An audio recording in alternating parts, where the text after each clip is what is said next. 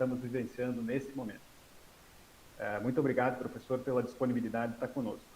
Dando sequência, e antes de apresentar formalmente a professora e psicóloga, a doutora Rochelle Fonseca, eu quero agradecer aos alunos da turma 2018, em especial a comissão de alunos que trabalhou na organização deste evento. A Semana Acadêmica do curso de Psicologia, desde o seu início, desde a primeira edição, ela sempre foi organizada por uma comissão de alunos responsável pela definição de temáticas, convite de palestrantes, enfim, a organização total do evento. E a comissão desse ano foi organizada toda pela turma 2018. Aos alunos, então, que estarão conosco aqui, né, ao longo dos dias, também participando nessa apresentação e na mediação das atividades, eu agradeço e parabenizo pela coragem, pela determinação de ter construído esse momento. Essa é uma semana muito importante para a psicologia, por ser a Semana da Psicologia. No dia 27 de agosto, nós comemoramos o Dia do Psicólogo. Então, anualmente, nós realizamos a nossa Semana Acadêmica. No ano passado, em virtude da pandemia, nós optamos por não realizar o evento. Em virtude de tantas lives e tanto tempo na frente das telas, optamos por não fazer o evento. Mas esse ano, nós entendemos que não deveríamos deixar passar esse momento importante para discutir temas importantes para a psicologia. Então, vamos ao que interessa. Para dar início às conferências e palestras, eu apresento a nossa primeira convidada, a psicóloga, a doutora Rochelle Paz Fonseca, que é professora titular do curso de Psicologia e do programa de pós-graduação em Psicologia, na área de concentração Cognição Humana, Escola e Ciências da Saúde e da Vida, da PUC-RS, é presidente da Sociedade Brasileira de Neuropsicologia na gestão 2019 e 2021, membro da Comissão Científica da Sociedade Internacional de Neuropsicologia, na gestão 2019 a 2022, e membro da coordenação da Rede Nacional de Ciência para a Educação. Professora Rochelle, muito obrigado pela sua disponibilidade de estar conosco nessa noite de abertura da Semana Acadêmica. Desejo a você um excelente trabalho e esteja à vontade na nossa casa, ainda que de forma virtual.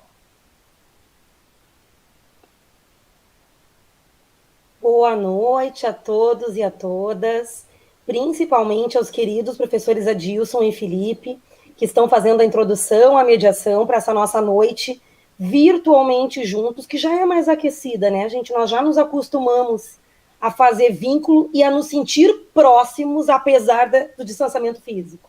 Um agradecimento muito especial à professora Jaqueline Ricconi, que é psicóloga, neuropsicóloga, enfim, uma pessoa que eu admiro muito e que há muito tempo vem me tentando, né, para pisar em Erechim, mas era para ser agora e está sendo virtualmente. Então, eu fico muito contente de poder estar falando na Semana de Psicologia. Nós começamos a comemoração, né, do aniversário do psicólogo nesta semana, que é no dia 27 de agosto, que a gente comemora oficialmente, e abrir uma semana acadêmica é algo de muita honra, mas também de muito peso. Ainda mais para falar sobre um tema que quem me acompanha nas redes sociais, na universidade, enfim, onde eu ando, eu levo o assunto do que a gente tem investigado, né, de mudanças, tanto positivas, mas infelizmente predominantemente negativas, com a pandemia. Certo? Então eu vou tentar hoje falar para vocês do meu jeito informal, quem me conhece sabe, sobre evidências científicas, observações clínicas e discussões no meio científico e técnico sobre que impacto a pandemia teve na aprendizagem, na socialização e no desenvolvimento das crianças.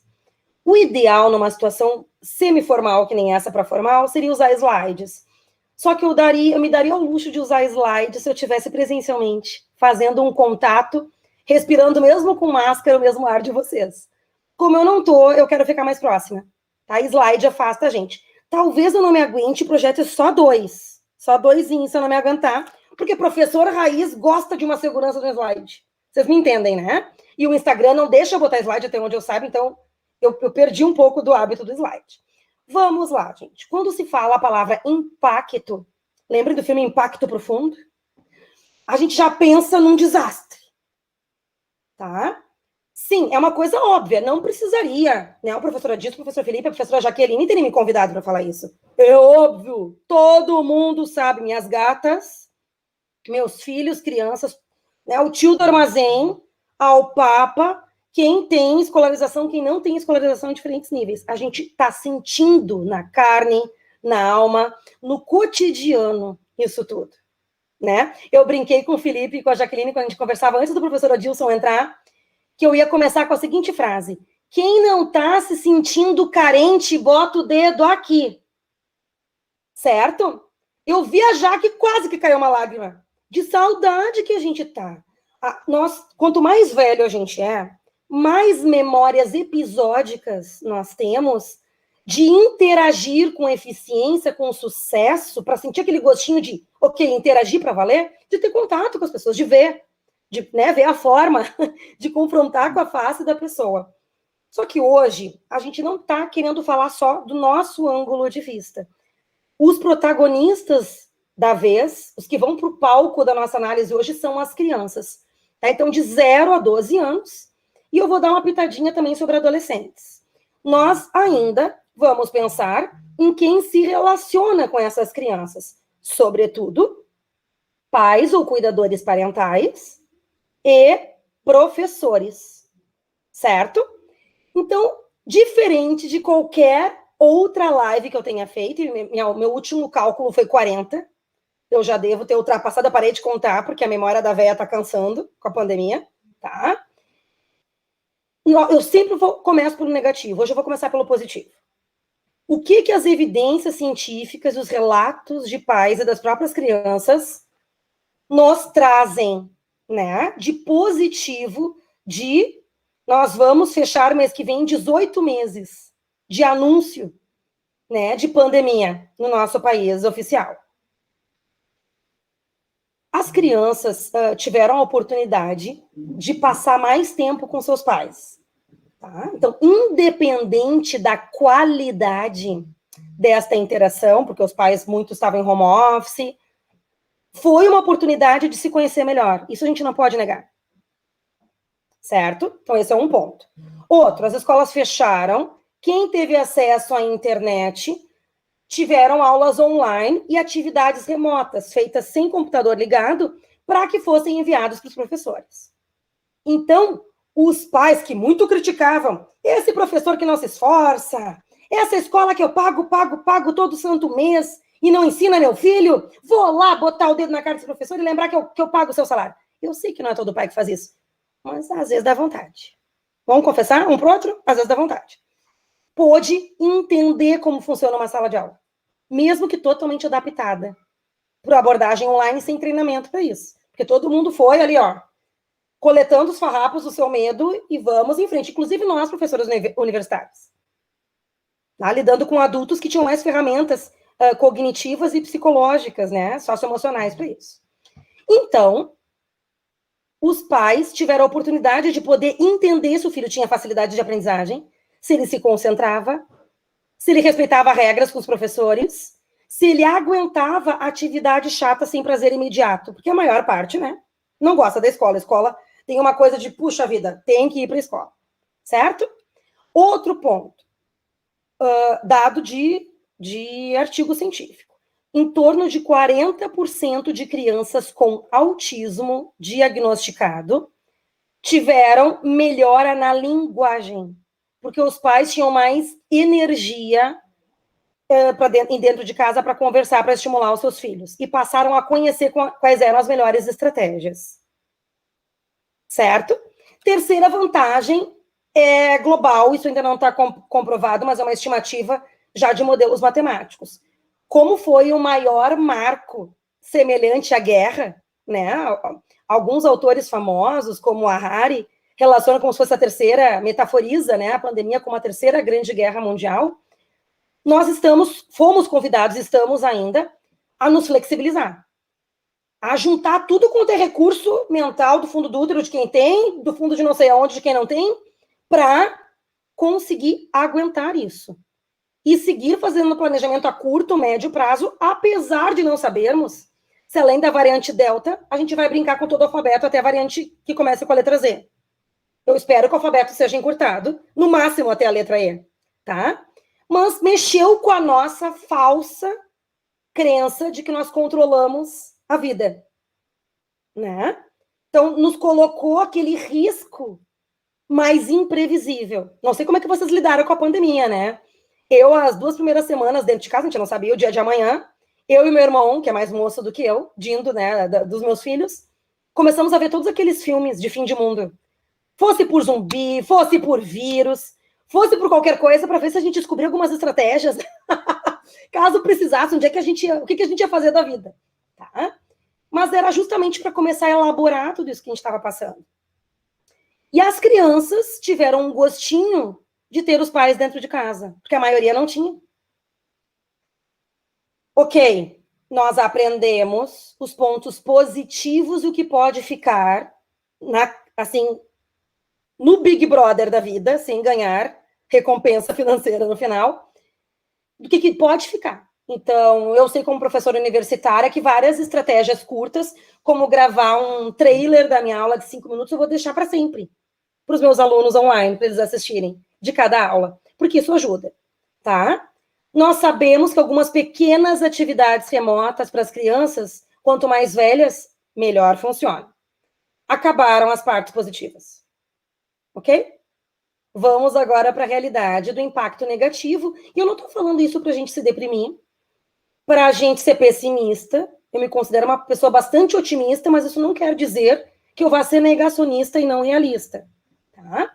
Então, acho que a gente tem que conhecer as dificuldades que estão sendo observadas e evidenciadas pela literatura científica e pensar em como mitigá-las, né? Em como reduzir danos.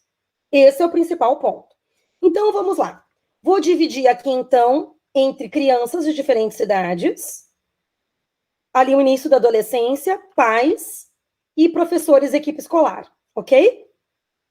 Vamos às crianças de 0 a 3 anos de idade. Se eu estou falando que nós vamos fechar 18 meses de pandemia mês que vem, essas crianças passaram toda a sua vida até agora, ou no mínimo quem tem 3 hoje, metade da sua vida na pandemia. Estão projetando isso comigo? Vamos agora nós, quem está assistindo essa live, que devemos ser todos adultos, tá? Pensar numa criança que nasceu na pandemia. Eu estou presenciando isso, várias amigas minhas engravidaram na pandemia, ex-alunas, que eu estou curtindo um monte os bebês à distância. Então, um conjunto de oferta cognitiva e demanda cognitiva. Pensem a mente humana como se fosse uma imobiliária, tá? Eu vou ter mais apartamento, casa para alugar e para vender, se tiver mais pessoas procurando apartamento, casa para alugar e para comprar. Concordam comigo? A mente funciona pelo mesmo sistema da economia. Tá? O cérebro e a mente humanas vão se desenvolver mediante pedido do ambiente. Por favor, cérebro e mente dessa criancinha, se desenvolve. Porque eu estou precisando que tu te desenvolva. Tá? Qual é a principal manifestação da pandemia? Redução da interação social.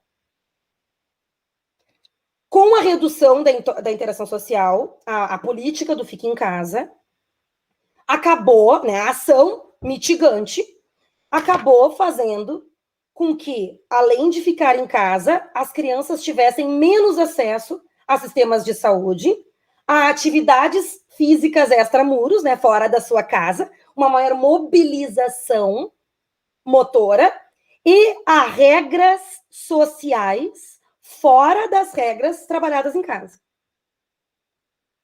Certo? Então, o que nós temos de evidência, tá? Tem um pré-print publicado na semana passada. O que é um pré-print? Ainda não foi analisado por pares, mas daí a gente vai ver a fonte desse pré-print. São autores renomados de um consórcio, mais de 20 pesquisadores renomados reunidos. Não foi analisado por pares, mas a gente sabe que há uma grande chance de ser publicado, e bem publicado, porque a gente foi, como cientista, a gente vai na fonte, tá?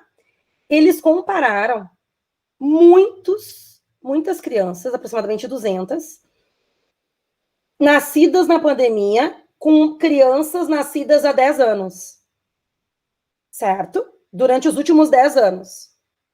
E eles encontraram redução do desenvolvimento motor, da linguagem e das habilidades sociais. Redução estatisticamente comprovada, tá? O que só fecha com a observação de professores de educação infantil, que nos dizem que as crianças voltaram quando as escolas abriram, tropeçando mais, caindo mais, com menos noção de equilíbrio, com menos prontidão para pegar o lápis assim, né? E não assim, em bloco, né? Sem preensão adequada. Então, a gente tem uma simulação de subdesenvolvimento cerebral por falta de demanda do ambiente. A criança precisa, no início da sua vida, de rotina, mas também precisa de um pouco de novidade todo dia. De diferentes pessoas interagindo com elas e, principalmente, de outras crianças da mesma faixa etária ou de faixas etárias próximas. Por causa dos neurônios espelho. Por causa da necessidade de tu ver um parzinho teu e de tu te identificar. Antes se acreditava que bebês, não valia a pena botar bebê em creche ou na escolinha, porque os bebês não interagiam. Coloquem 2 bebês de 6, 7 meses juntos e vocês vão ver. Me digam se não tem interação. Tá? Uma coisa impressionante. Os bebês evoluíram, gente. Devem a psicologia evolucionista, né, Felipe? Trazendo dados para nós também. Certo?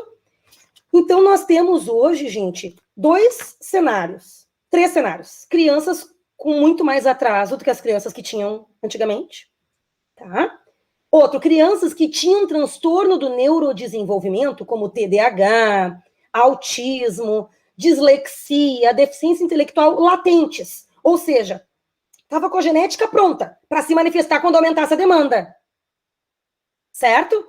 Daí, nesse período de 0 a 3 anos, era para eles criarem uma reserva, uma gordurinha, um investimento mental para manifestar num nível mais suave, mais leve lá no futuro.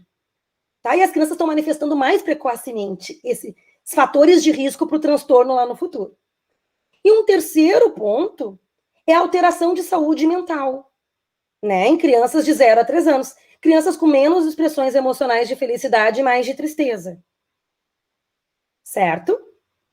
Então, é sine qua non, assim, é uma concordância total entre os profissionais que atendem crianças, então, neuropediatras, psiquiatras infantis, fonoaudiólogos, terapeutas ocupacionais, fisioterapeutas, psicólogos, que as crianças de 0 a 3 anos evoluíram com a pandemia.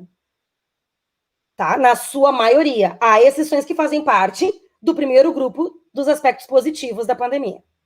Certo? Por exemplo, alguns pais perderam emprego. Ou foram botar na ponta do lápis o que custava seguir investindo numa carreira na maneira que se transformou, né? E ficar com seu filho e começaram a ponderar, como eu falei para o Felipe e para a Jaque antes.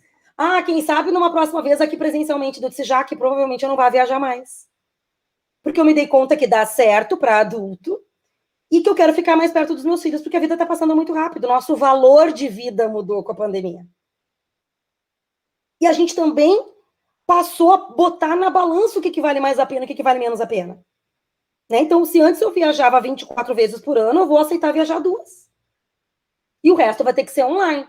Então, muitas mães desistiram da sua carreira porque não valia financeiramente a pena e botaram na balança que, já que tiveram que parar por causa da pandemia, vamos ficar com o filho em casa. Daí é diferente. Foi uma mãe que abriu mão de outros objetivos pessoais e profissionais e começou a estimular o seu filho em casa na substituição de uma escola de educação infantil. Com vínculo materno, que é tão poderoso. Certo? Vamos às crianças maiores. Crianças de 4 a 6 anos de idade. Essa é a fase do desenvolvimento da prontidão escolar. Estudantes de psicologia, psicólogos presentes e profissionais e pessoas interessadas na área. Tá? O que é prontidão escolar?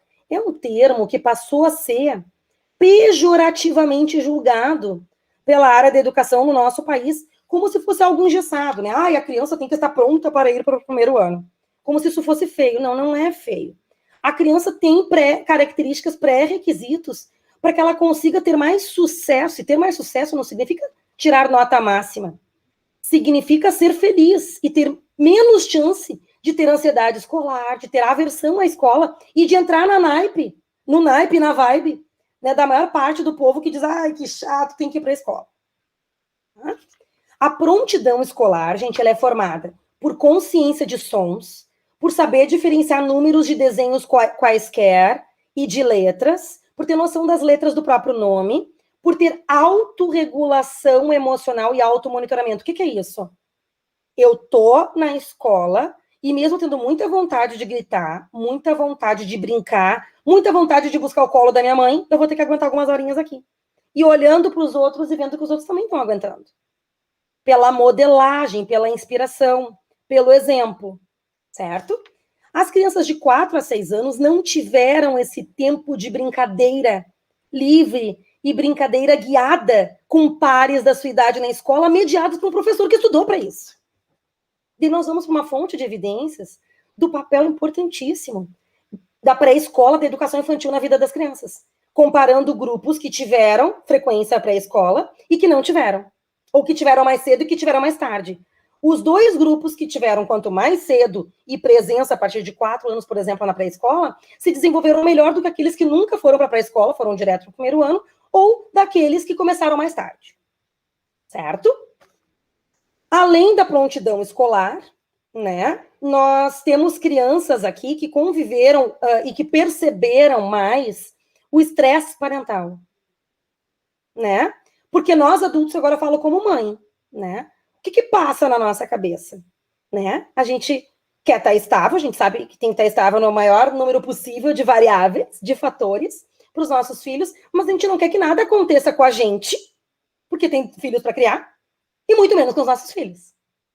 Então, a gente estava com medo por nós sermos os responsáveis, como pais, pela criação dos nossos filhos, e estávamos sofrendo de eles não poderem ir para a escola e tentando driblar com algo que a gente não dominava, que era as aulas online, ainda sofrendo como pessoas, porque a carreira podia estar se modificando, a gente podia estar tenso e tendia a estar tenso, mais deprimido, pessoas perderam pais por causa do grupo de risco, né? Avós faleceram em massa, então tinha que lidar com um luto imaginário, com um luto real, um mundaréu de coisa.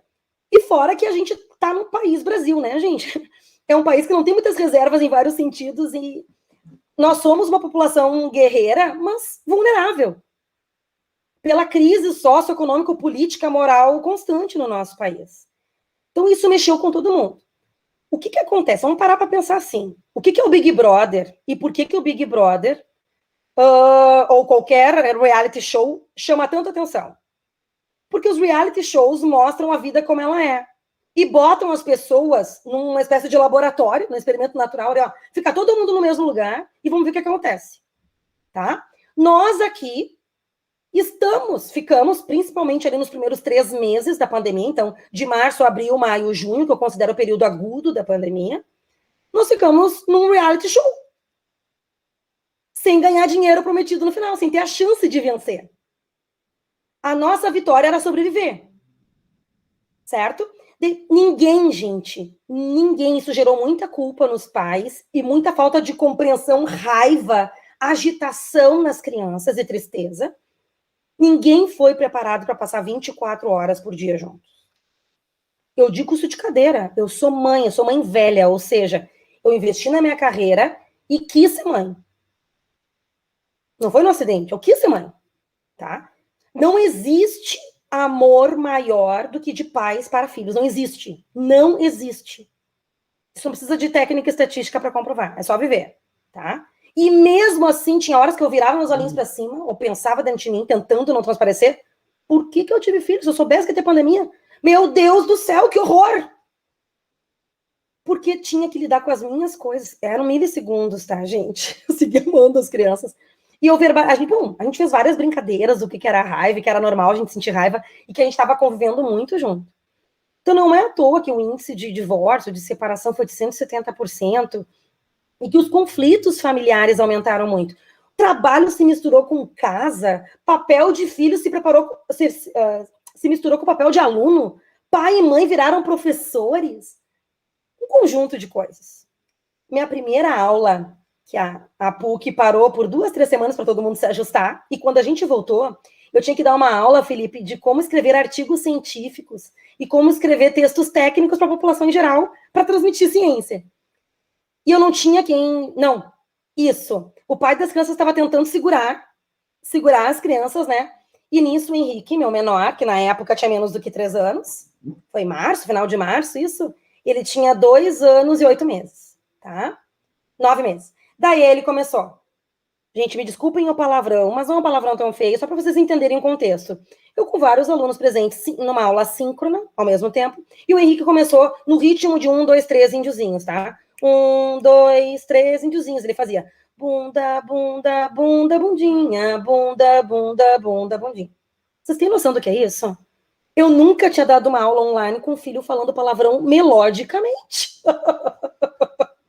Tá? E eu tentando, assim, não expressar na face, eu tentei fingir para mim mesma que aquilo ali era um pesadelo, que logo eu iria acordar, e que isso não estava acontecendo. Chegou um ponto que eu fiz tanto esforço mental, se os meus alunos de mestrado daquela turma estiverem ouvindo, vão achar graça, que eu acho que eu nunca contei para vocês.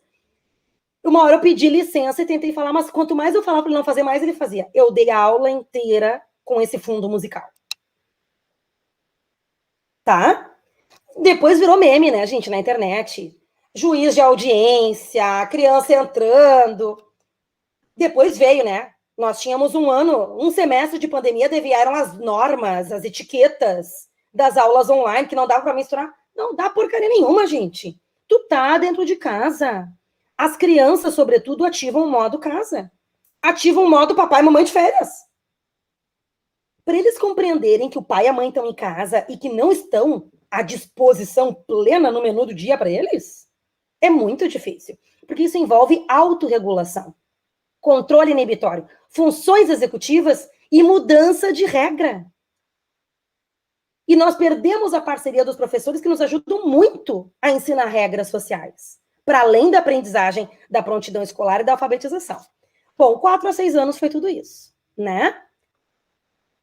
7 anos a 8 anos foi outra faixa etária muito prejudicada, porque a alfabetização, o ingresso no poder de conseguir escrever, ler, foi online. Gente, é muito difícil isso. Eu vou explicar por quê. A área do cérebro de leitura, ela não veio pré-programada. Tá? A gente naturalmente é preparado biologicamente para falar, para se comunicar por linguagem oral, para conversar. Tanto que várias pessoas analfabetas, inclusive da minha família, conversavam muito bem, obrigado. Meu falecido avô paterno, o apelido dele era Assuntinho, para vocês terem uma noção. Tá? Ele não sabia escrever nem o próprio nome. Tá? Mas ler e escrever exige uma reciclagem de áreas do cérebro que nasceram para ver objetos e para ver rostos. Vocês sabiam disso? Derren, no livro bem traduzido para o Brasil, tá? Neurônios da Leitura, aborda isso. Ele descobriu isso no final ali dos anos 2000. Então, a área de reciclagem passa a processar gradativamente com a exposição à leitura, com a significação, com a brincadeira com a leitura, com o efeito de massa, né? De eu ver coleguinhas tentando ler e escrever, da professora Helena do Carrossel, que está lá, que eu crio aquele vínculo, porque é a minha professora do primeiro ano, tá?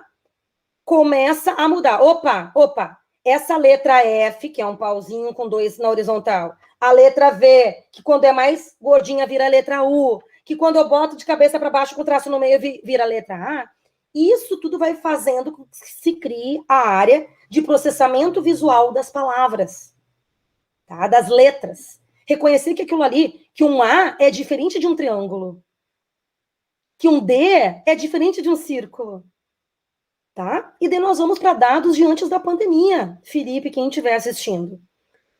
Final de 2018 e 2019, pesquisas, dados brasileiros nos mostraram que aproximadamente 60% das crianças de terceiro ano do ensino fundamental não sabiam ler e escrever palavras silábicas.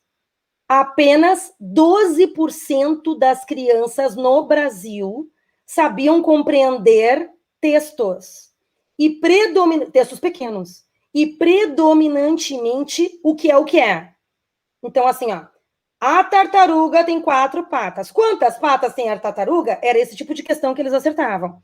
Agora, por que a tartaruga ficou triste? O que aconteceu que ela tinha 3 patas? que demanda um processamento de inferências, deduzir o que não está dito, não alcançavam esse nível. Mais grave ainda, destes 60%, se a gente transforma eles em 100%, 45% não sabiam diferenciar um triângulo de uma letra A e de um número 1 ou 7, que tenha a visão um pouquinho parecida. Então, não sabiam diferenciar números de letras de formas geométricas, que era algo que eles deveriam ter aprendido na educação infantil. Certo? Além disso, dados ainda não publicados do meu grupo de pesquisa, só em manual de teste, mas que a gente está terminando o artigo científico, mostraram que crianças de escolas públicas do Brasil, de 1º ao 9º ano do ensino fundamental, tendem a ler, escrever e calcular de 1,5 a 2,5 vezes pior e mais lentamente do que crianças e adolescentes de escola privada. Vou repetir. O gap, a discrepância, a diferença, o delta, para quem gosta de estatística, entre crianças e adolescentes de escola pública e crianças e adolescentes de escola privada é na casa de 1,5 a 2,5 vezes. Daí vocês vão me perguntar, então as crianças de escola privada estavam muito bem. Não. Já tinha havido um rebaixamento com relação a pesquisas anteriores. Isso pré-pandemia. Tá? Nós temos dados dos 3 últimos anos de que, pela primeira vez, nós não temos aumento de inteligência no mundo da geração de filhos com relação aos seus pais e avós. Nós tínhamos o Flynn Effect, tão estudado, efeito Flynn, que é de aumento de uma geração para outra de um pouquinho de inteligência. O principal fator é o abuso tecnológico. A desmotivação para o método educacional como ele estava. Tá? O desinvestimento em hábitos de esforço mental, que preparam a cognição e o psicológico, o emocional, como vocês queiram chamar, para aprender por tarefas mais sistematizadas, suportar, postergar ganhos, aguentar uma tarefa chata. E eu trago vocês para uma realidade muito tranquila. A minha geração, eu faço 43 em dezembro. Quando eu era criança, eu adorava o Sítio do Pica-Pau Amarelo, não sei vocês. E adorava Tom e Jerry e Ursinhos Carinhosos. Eram os meus desenhos preferidos. Eu sabia o horário que dava na emissora X, na emissora Y. Eu sabia que tinha que esperar, né? A apresentadora descer da nave, subir da nave, cantar a musiquinha tal, pegava o lanche na mesma hora, tinha que aguentar propaganda, Eu não tinha poder nenhum além de ligar a TV, desligar a TV, aumentar, diminuir o volume e mudar de canal. Eu não mandava na hora que o programa ia aparecer. Eu tinha que me aguentar até a hora que o programa aparecesse. Estou falando de motivação, gente. De maturidade emocional, de saber esperar. De não ter o poder ou a sensação, a percepção de poder de que eu controlo tudo. Tá?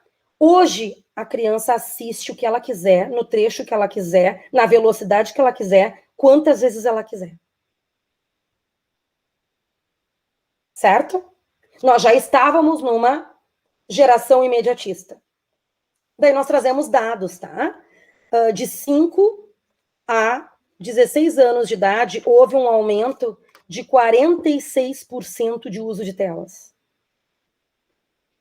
Desses 46%, 93% era para sala de aula e 88% para YouTube e jogos de videogame. Sem diferença estatística, sem usar computador para aula ou para jogos. Ou seja, eu sei de pesquisadores internacionais que receberam a notícia pela TV ou pela rádio que o filho, durante as aulas, tinha ganho um campeonato de xadrez online. Eu tenho pacientes que me relataram que conseguiram driblar o sistema e botar vídeos que rodavam. Botavam uma tela na dimensão, eles fizeram toda uma programação muito inteligente, eles, né? Uma prova ecológica de inteligência. Porque o professor achasse que tivesse ali, eles dormiam de manhã. Tá? Então, houve uma falsa sensação. Alguns realmente melhoraram com a aula online. Não quero ser injusta. Tá? Alguns melhoraram com a aula online, porque essa sistematização, os tutoriais, organizaram eles de fora para dentro. E quem tem mais sintomas internalizantes? O que é sintoma internalizante? Tenho uma tendência a ficar mais triste, né? Eu tenho uma maior tendência ao isolamento social, uma personalidade mais introvertida, mais tímida, como todo mundo fala. preferia não se expor, não tinha demanda da sociedade. Então, eu guardei os meus recursos para aula. Tá? Então, esse cluster, esse grupo de pessoas se beneficiou das aulas online. A maioria não tinham recursos de reserva extras para poder prestar atenção na aula online, resistir a distratores e manter a motivação na ausência de ver outras pessoas na mesma situação que eu. Certo? Então, as crianças tiveram a alfabetização muito prejudicada e esse aumento está descrito na literatura, tá? Um estudo, gente, publicado este ano, feito na Holanda, com 350 mil crianças, tá? Houve uma perda, no mínimo, de 3% de aprendizagem da leitura, da escrita e da matemática, para quem tinha muita facilidade de aprendizagem e ajuda em casa. Para quem estava nos grupos de vulnerabilidade social, houve uma perda de até 40% em apenas 8 semanas, 2 meses de escolas fechadas. Nós temos escolas fechadas 18 meses ou mais, juntando férias escolares, greve e pandemia. Quanto maior a vulnerabilidade social, maior o gap. Certo? Maior a discrepância. Tá? Daí vem aquela frase, né? Será que as crianças recuperam? Existe a neuroplasticidade. Claro que elas tendem a recuperar, mas a questão é, o sistema educacional todo vai parar e vai dizer esses 2 anos não existiram? E eu vou cobrar o que eu deveria ter cobrado há 2 anos atrás? Há 2 anos, falei um erro aqui. Há 2 anos? Não. O sistema vai ter que, ó, vamos lá, vamos correr, professores Sena do Brasil, que nós vamos ter que ensinar tudo rapidão e já cobrar o nível mais avançado, só que o cérebro não funciona assim. Não tem como eu cobrar que eu alcance com as minhas pernas o 20º degrau de uma escadaria se eu nem estou no 8º. Eu não vou ter perna para alcançar. Então, a gente trabalha com o próximo, um upgrade de conhecimento e de habilidades. Então, a gente nasce com capacidades biológicas. Essas capacidades biológicas vão virar habilidades cognitivas e socioemocionais se tiver a demanda. Se a meta for muito fácil, o cérebro se desliga. Prova são os alunos com muita facilidade de aprendizagem, que eles ficam 5 minutos prestando atenção na aula e depois se desligam. Mas se a meta for inalcançável, tipo, estão me cobrando texto de 2 parágrafos, eu não sei ler nem palavras de 2 sílabas, o cérebro também vai se desligar. Por economia cognitiva, por economia cerebral. Não tem por que eu tentar se está tão difícil. Tá? Então, a gente tem os índices de aumento aí de evasão escolar, né, entre 30% e 50% do que a gente tem relatado, fora aquilo que a gente não tem controle, que são os alunos de escolas públicas que pegam atividades impressas, né? A gente não tem o controle do quanto que eles estão efetivamente fazendo isso. Tá? Muitos pais relatam que faziam os deveres de casa pelas crianças, pelos adolescentes, porque não sabiam como ensinar. Então, para os filhos não serem reprovados, eles queriam ajudar, mas achando que estavam ajudando, acabavam fazendo, dando a resposta. Sabe aquele provérbio de vô, de bisavó, gente? Que a gente tem que dar a vara para ensinar a pescar e não pegar o peixe, dar assado, deglutido, para a pessoa só engolir? É essa a diferença que eu estou falando, e o cérebro funciona por demanda, né? Então, nós temos, gente, dados de menor desenvolvimento de linguagem, de menor desenvolvimento de comunicação, tá? E de prejuízo de aquisição de conteúdo mesmo, porque a leitura, escrita e matemática, além de serem desfecho, de serem resultado de aprendizagem, são processos cognitivos também. Então, até 6, 7 anos, todas as outras funções cognitivas, como prestar atenção, manter-se atento, regular o comportamento e o que eu quero para mim. Eu quero agora estar comendo 2 barras de chocolate até o fim, até doer a garganta, mas não posso. Porque eu vou ficar pré-diabética e estou dando aqui a falar para vocês. Não posso começar e cuspir chocolate na tela. Tá? Então, eu tenho que ter controle inibitório. Isso a gente aprende muito precocemente. Quanto mais precocemente, mais bem-sucedido eu vou ser. Então, a gente teve uma redução também, gente, e uma modificação dos circuitos de atenção. A gente uniu a fome com a vontade de comer, né? As crianças que puderam voltar para as escolas, a gente nunca teve um índice tão grande de queixas de aprendizagem, e daí vamos para a saúde mental, né? Das crianças ainda. Aumento grotesco entre 20% e 60% nos estudos de sinais de ansiedade, de depressão e de estresse. Tá? Bom, essas são as crianças. Falei o principal para vocês. Pais, tá? Muitos estudos avaliaram o estresse parental, a saúde mental dos pais e a sensação, a percepção de culpa e de percepção de autoeficácia desses pais durante a pandemia, né? A maior parte dos estudos reportou resultados muito negativos, né? De pais com um elevado índice de estresse, simulando até mesmo estresse pós-traumático, como se fosse guerra mesmo. Desculpem a tosse. Então, esses pais estavam dando um modelo para os filhos dentro de casa. Daí nós vamos para os professores. Professores também são seres humanos, né? Os professores quem teve que dar aula online teve uma sobrecarga mental, além de emocional, porque eles também estão na pandemia. A gente fica com aquela impressão que quem está prestando serviço para nós está no mundo à parte, não está no mesmo mundo que a gente, né?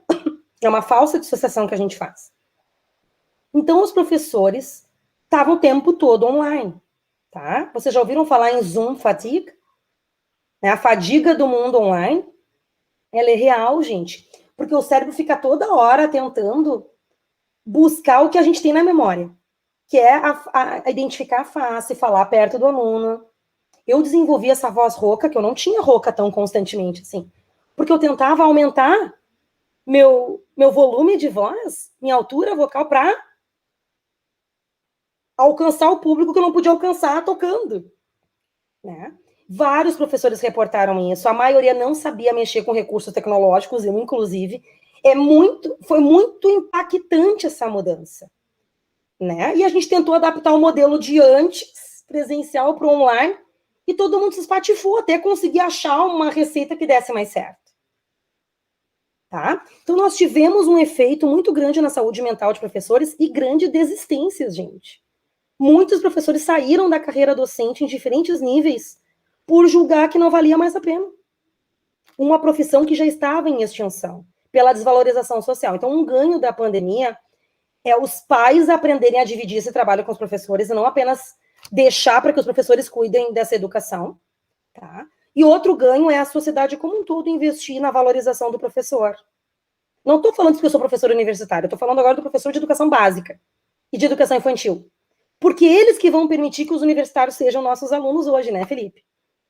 Tá? É uma cadeia de formação do ser humano, né?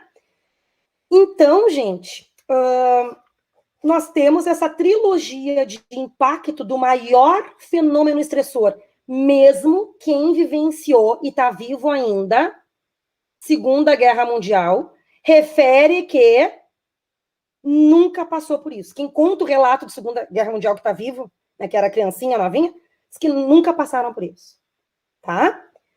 Isso tudo eu falei no desenvolvimento típico, né?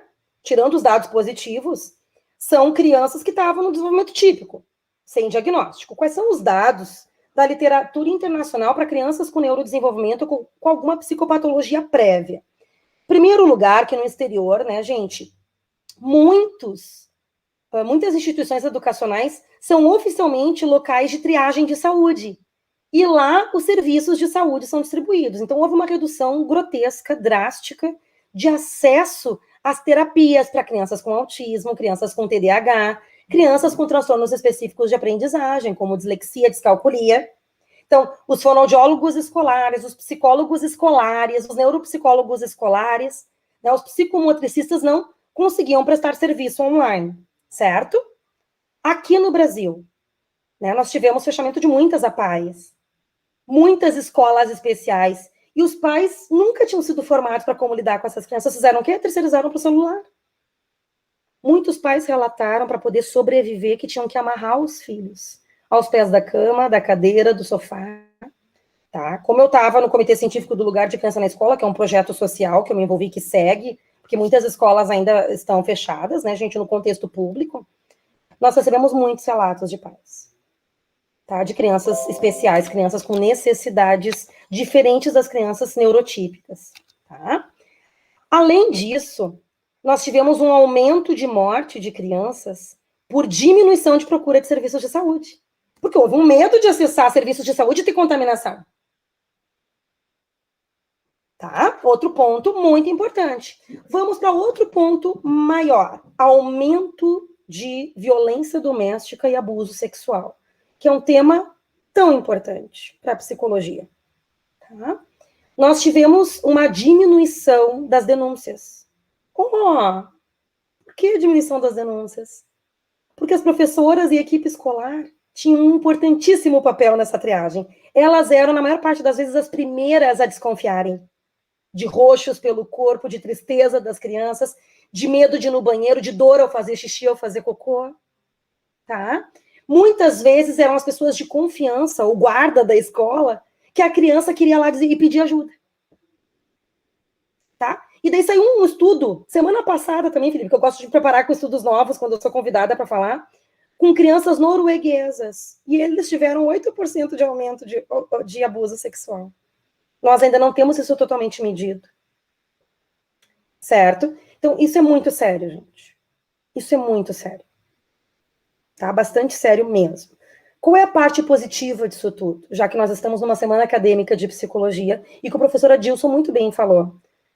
Feliz ou infelizmente, nós tivemos a saúde mental colocada no topo da pirâmide.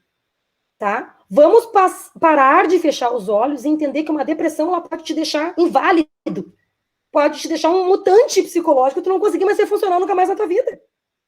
Tá? Ansiedade comórbida também. Estresse pós-traumático, abuso sexual pode ferrar com a vida da pessoa para sempre. Tu não aprender a ler e escrever na época certa pode fazer com que tu nunca leia e escreva da maneira melhor que tu poderia, compreendendo totalmente e te expressando totalmente. Porque existem os períodos críticos, sensíveis de desenvolvimento do cérebro, as janelas ótimas, que tem um prazo ideal de validade. Depois elas vão se fechando, se fechando, se fechando. Tu aprende a ler, escrever e calcular. Tem o EJA, Educação de Jovens e Adultos, para nos mostrar isso. Mas nós temos evidências de que as conexões de leitura e escrita com atenção, com funções executivas, com memórias, com emoções, nunca mais serão as mesmas. Certo? Daí a gente entra aí no mundo do analfabetismo funcional. Ok, eu me escolarizei, eu tenho vários anos aqui comprovados, mas o quanto que efetivamente eu leio para me empoderar do que eu estou lendo, para conhecer, para contribuir com a minha sociedade, com a minha família, comigo mesmo. Tá? Então eu sempre defendo, Felipe, já para nós abrirmos para perguntas, tá? Que eu já falei bastante, eu sempre defendo uma quadrilogia de estimulação. Quintologia, nem sei se existe essa palavra. Se não, botem na conta da pandemia, que a linguagem foi meu pior domínio cognitivo durante a pandemia, tá? Então, qual é a quintologia? Para a gente tentar reverter isso. Brincar com a criança.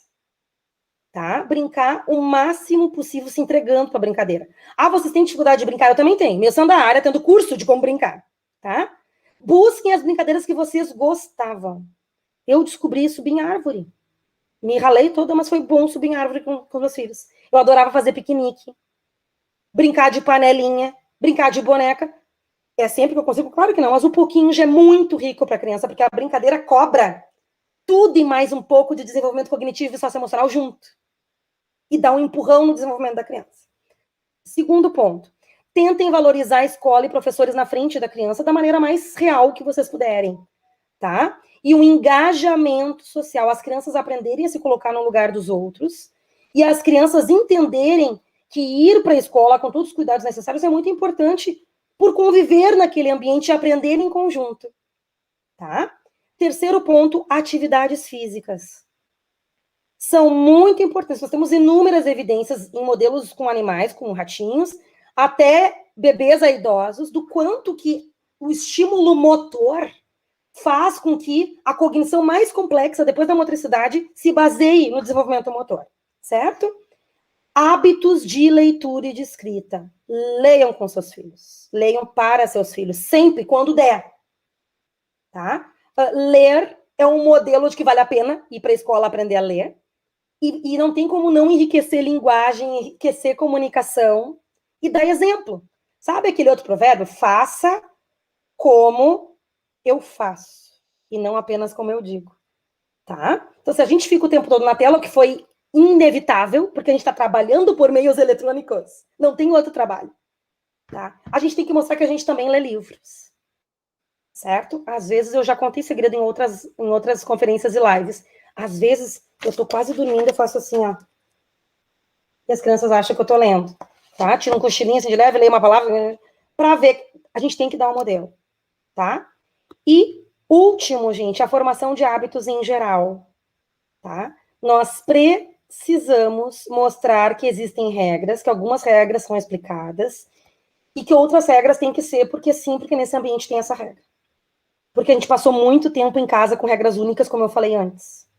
Tá? E a criança perdeu um pouco dessa flexibilidade, dessa adaptabilidade, dessa elasticidade para se adaptar a diferentes demandas de diferentes pessoas. Tá? Então, eu espero ter contribuído, né? E que vocês possam oportunizar mais interação social. Quem ainda não voltou para a escola por N motivos, tá? Que oportunize pequenos grupos de crianças com menos risco, tá? De conviverem em conjunto.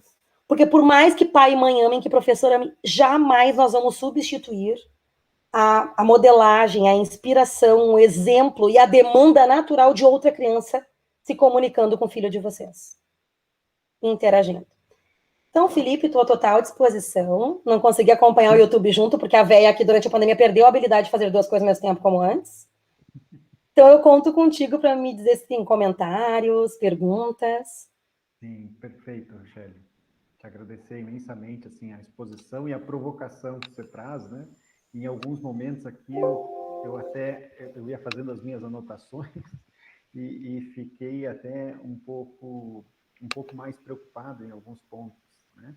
Justamente pelas informações que traz relativo a impactos que não são os bons impactos, vamos dizer assim, né? As possibilidades positivas. Ao longo da tua fala, nós tivemos alguns apontamentos e o pessoal pode também seguir colocando as perguntas aqui no chat, né? Uma pessoa escreve que tem um filho com dislexia leve, não tem essa compreensão de leitura e escrita, mas se for oral, né, ele responde. Porém, a matemática ele faz cálculos sem problema. Decorou a tabuada nesse período. Isso é normal? A pessoa pergunta, né? Sempre que a psicologia fala, tem um pouco essa coisa, né? Do que é normal. Sim, sim. A gente pode ter diferentes níveis. Tu sabe o nome da pessoa, Felipe? É a Vanderleia. Vanderleia. As crianças e nós também temos diferentes níveis, né, de aprendizagem. Então, eu posso ser ótima em compreensão de textos e não tão boa em produção de textos, né? E, sobretudo, leitura e escrita ficam num gavetão mais relacionado, e matemática, mesmo que tenha relação com a leitura e com a escrita, pode ser um caso à parte. Então, é muito comum, né, de 40% a 60% das crianças com dislexia não têm dificuldades matemáticas, e o restante tem. Tá? Principalmente na resolução de problemas matemáticos, porque depende da leitura. Perfeito. E aqui, nesse sentido, né, a Jaque coloca o que pode contribuir para que as crianças compreendam a necessidade do esforço mental para a aprendizagem, nessa circunstância que a gente está vivendo agora, nesse É provocar que elas brinquem com esforço mental, que elas se relacionem com o esforço mental, que a escola não seja o único lugar de cobrança de esforço mental. Ah, porque videogame estimula. Sim, tem evidências que videogame estimulam. Só que quanto mais craque eu fico nesse videogame, menos eu vou cobrar do meu cérebro. Vou ser muito honesta, Felipe. Eu já falei tanto ao vivo, assim, online, que eu já não tenho mais nem ansiedade. Tu acredita nisso? Puxa, tô dando, né, uma aula inaugural na semana acadêmica, já que uma pessoa que eu, né, a Uri, que eu ouço falar um tempão. Era pra eu estar com medinho, pelo menos no início, boca seca no início. Não tenho mais, me sinto em casa. O que é isso? É a habituação do cérebro. Então, eu posso jogar videogame. Ele vai me estimular num platô. Daí vai atingir e não vai me estimular mais. Sim. Tá? Então, realmente, nós precisamos cobrar esforço mental, principalmente, ó, tu quer ver YouTube, vê, mas aguenta esse vídeo até o fim. Não fica trocando. Tá? A gente precisa pedir, cobrar esforço mental. A gente tem uma tarefa, Felipe, que a gente usa muito na neuropsicologia, que é a fluência verbal. É o antigo stop da nossa infância. Eu me dei conta, Felipe, que a cultura do stop está acabando. As crianças ou adolescentes de hoje não brincam mais de stop porque tem que escrever. E eu não estou falando de escrever um texto, uma redação, um diário, uma crônica, uma resenha. Eu estou dizendo que é uma lista de palavras. Impacta isso, né? Muito, Felipe, muito. A gente vai ter que reverter isso. E o quanto essa circunstância que a gente viveu com a pandemia, está vivendo com a pandemia, ela trouxe isso à tona, né? Trouxe essas situações, por exemplo, do uso das telas, do uso da informática, né? Que traz muitas possibilidades, mas também há alguns desafios aí no sentido do acompanhamento.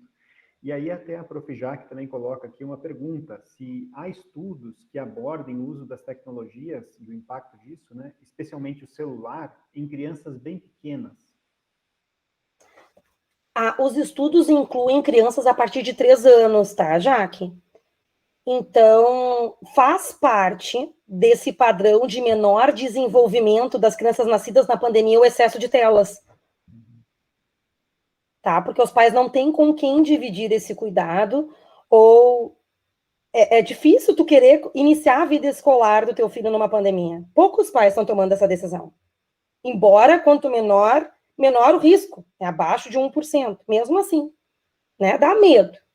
Eu entendo o medo dos pais. A gente tem contribuído com a distribuição de evidências e compartilhando essas evidências para que reduza o medo para uma tomada de decisão com menos medo, né? E complementando a pergunta anterior da Jaque, o exemplo que eu dei de tanto eu me expor falando em público me gerou um maior domínio do falar em público e eu me sentir em casa, né? Que é o fenômeno da dessensibilização da terapia cognitiva comportamental. A gente precisa de práticas de esforço mental. Então, prática de entrar no esporte e se manter no esporte. Prática de assumir uma tarefa doméstica e ajudar pai e mãe. Prática de ler. Prática de cumprir regra. São práticas de controle de mente. Em relação aqui ao impacto da sua fala, né, nas questões econômicas e de desenvolvimento do país nos próximos 10, 15 anos, o que a gente poderia fazer uma futurologia aqui, Rochelle? Olha, Felipe, há documentos, né, com essa previsão. Pensem comigo, gente, Moffitt e colaboradores 2011, um estudo longitudinal que acompanhou crianças de 0 a serem adultos de 30 anos, mostrou que quanto mais funções executivas, o que são as funções executivas? Controle de impulsos, planejamento, memória para fazer 2 ou mais coisas ao mesmo tempo, é esforço mental. Funções executivas são aquelas que estão presentes no esforço mental, tá? Quanto mais eu tenho essas funções executivas desenvolvidas, menos crimes eu cometo, maior duração de relações de amizades e casamento, melhor qualidade, tempo e salário nos meus empregos. Nós temos muitos adolescentes e crianças que desistiram das escolas, porque muitas escolas públicas não estão abertas ainda. E as que abriram, as crianças vão chegar e não vão lembrar de nada, porque praticamente não tiveram aula. Vamos ser sinceros, vamos parar de atuar como fakes. Não tiveram aula, tá? E daí, não tendo aula, elas vão ser cobradas de um conteúdo com um gap gigante, como eu falei antes. A chance de nós termos um aumento grande da criminalidade. Porque as crianças que estavam fora da escola, muitas delas estavam ganhando dinheiro de alguma maneira na rua. Ou até saíram de casa, por causa do aumento da violência doméstica, abuso sexual, etc. Eu não estou querendo generalizar isso. Só que nós sabemos que esse fenômeno já existia, esses fenômenos sociais. Eles aumentaram. Então, nós já estamos vendo no exterior um aumento entre classe alta e classe baixa, que no nosso país, que já era a discrepância alta, tende a aumentar ainda mais. Então, a previsão é que a gente pague por algumas gerações ainda os efeitos dessa geração menos escolarizada, menos habituada a esforço mental, né? E com um vício, uma adição aos eletrônicos muito maior do que se estimava. E os desafios em relação ao psicólogo escolar, Rochelle? Qual o papel desse profissional, né, nas dificuldades de aprendizagem, e se esse é o único profissional que deveria se preocupar com essa questão em relação aos 5 pontos que você havia colocado no final da fala? Que pergunta magnífica. Qual é o nome da pessoa, Felipe? É a colega Maria Emília Bottini. Tá. Maria Emília, olha que bacana isso, tá? Primeira coisa, não podemos mais admitir escolas e secretarias sem psicólogo escolar. Nós já temos um projeto de lei à nossa disposição. Nós precisamos investir com tudo na motivação de todos os membros. Então, alunos, pais, professores. Tá? Então, o psicólogo escolar, ele pode melhorar a relação, né? Oferecer estratégias de melhora da relação professores e pais nessa sociedade pró-educação das crianças. Tá? Aproveitar a oportunidade que se teve, né? E revalorizar o professor também.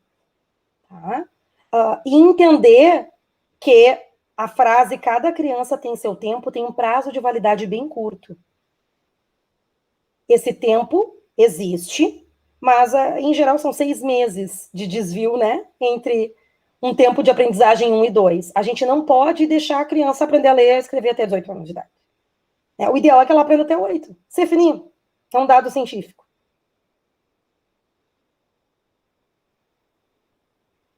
Desculpa, estava com meu microfone fechado.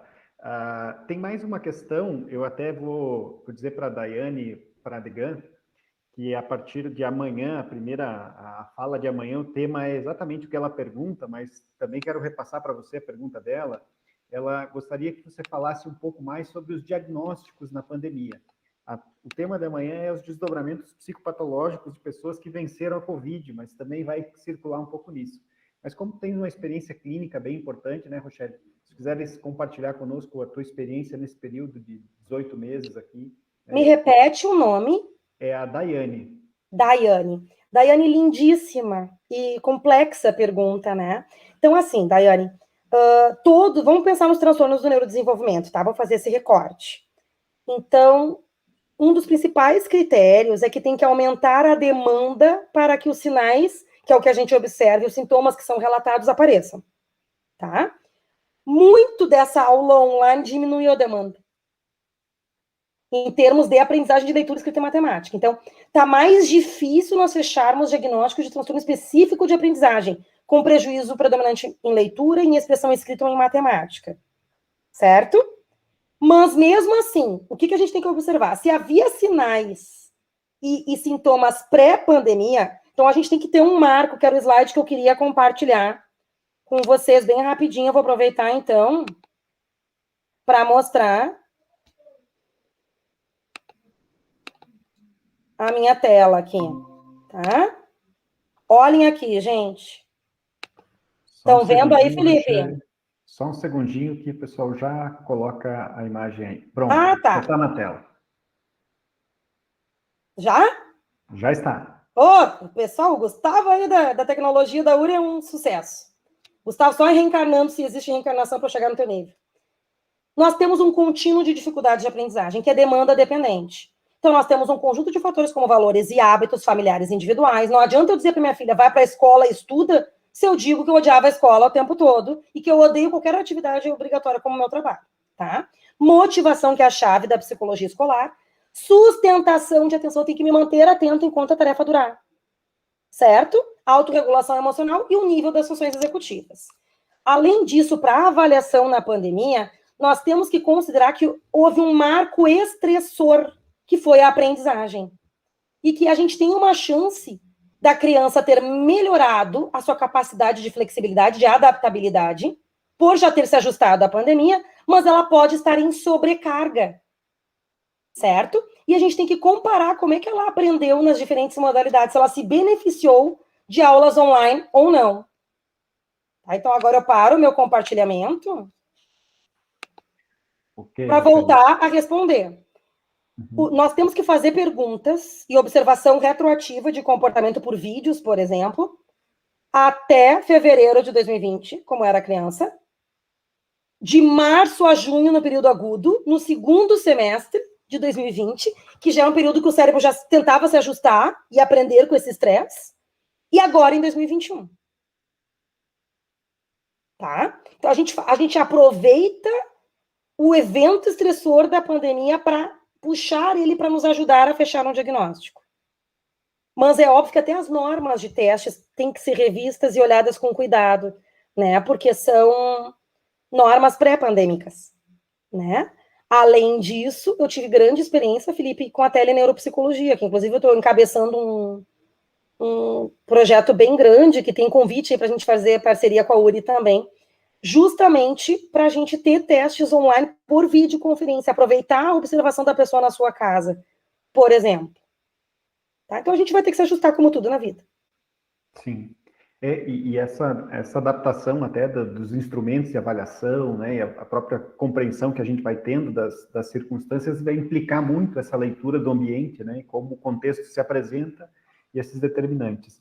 A Vanderlei ainda pergunta, né, em relação, antes a gente abordou a questão da ansiedade, e ela pergunta como manejar, né, ela coloca como diminuir, mas como manejar a ansiedade das crianças dos 8 aos 10 anos, né, que ficou algo também bastante evidente, assim, nesse contexto, antes de retornar à escola, aquelas que retornaram, né, quando retornou à escola, as situações dentro da escola eram comuns de alguns conflitos que são presentes na escola, mas que se tornaram mais presentes, né, enfim.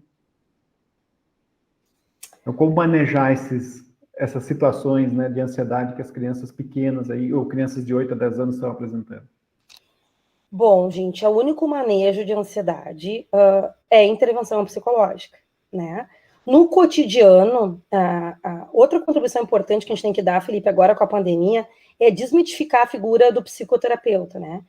Eu ainda ouço, ouvi antes da pandemia, ainda ouço na pandemia, que psicólogo é para louco, que psicólogo é para bicha. Sim, os homoafetivos são chamados de bichas, né? Que psicólogo, ninguém precisa de psicólogo, eu me resolvo sozinho.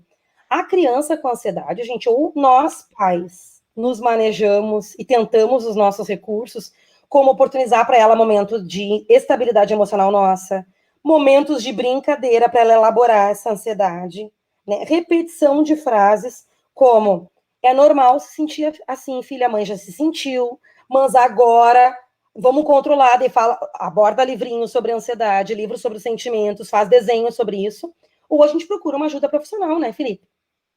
Né? Quanto mais cedo, mais precocemente se procurar, gente, mais cedo a criança vai ter ferramentas de autoconhecimento emocional e cognitivo para que ela possa criar estratégias e se tornar mais forte, mais resiliente para fenômenos como esse que nos pegou com todas as peças de roupa nas mãos, né? Que foi a pandemia.